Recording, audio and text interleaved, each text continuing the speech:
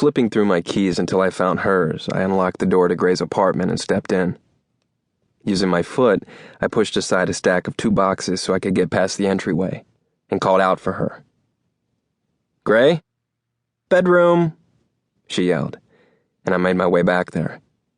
"How's it coming, you all—" I cut off abruptly, and a sharp laugh burst from my chest when I found her.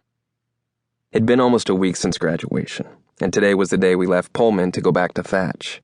We'd spent the majority of the last 2 days packing and putting all our furniture in a truck we'd rented so we could just load up the last of the boxes and leave today.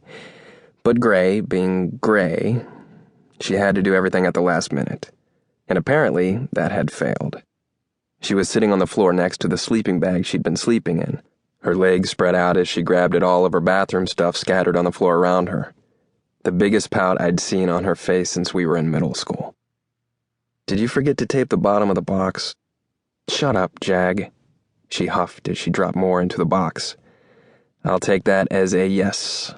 Did you tape it this time?" Her hand paused in the air above the box, and her shoulders slumped as her head dropped back, so she was looking at the ceiling, mumbling things too low for me to hear. I choked back another laugh and walked into the room, bending down to help her pick up everything that had fallen. "It's okay.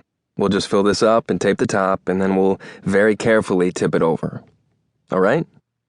I swear to God, I can't focus on anything today, or pack, apparently. She continued grumbling to herself, and I couldn't help but smile.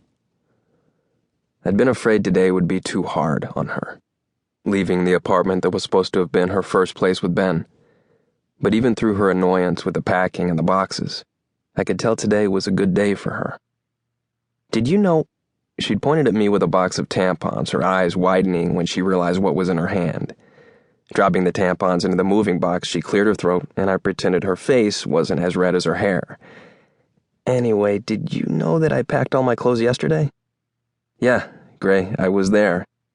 "No, I mean all of them, which means I didn't have any clothes when I got out of the shower this morning." My eyes flashed over to her before quickly going back to the floor, and I tried to concentrate on picking up everything so I wouldn't sit there thinking about her in the shower. "Thank God I didn't let you put all those boxes in the truck.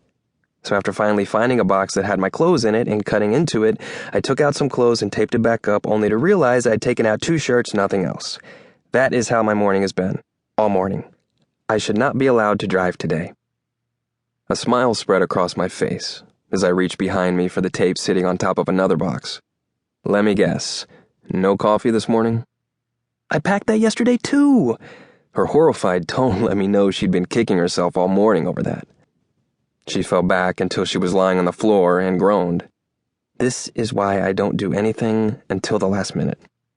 We're going to pass a ton of coffee shops. We'll get you something on the way out. And you don't do anything until the last minute because you wouldn't know what to do with yourself if you were actually on time for something. Your world might implode or something." Raising one arm to flip me off, she let it flop back to the floor before sitting up. "Okay, let's finish this. How much do you have left?" I asked when I slowly tilted the box, waiting for her to put her hands on the bottom so the flaps wouldn't open again.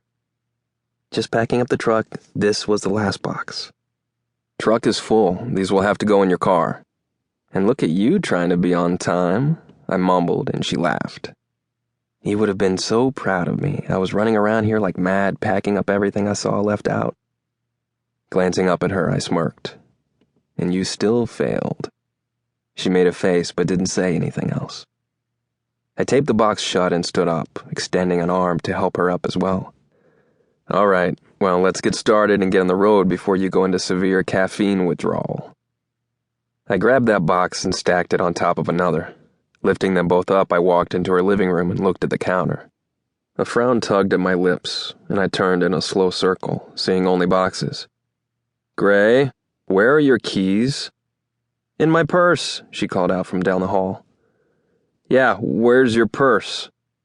"On the counter, where it always—" She cut off when she turned the corner into the living room, her eyebrows pinching together as she looked at the bare counter. I watched as her mouth slowly dropped open.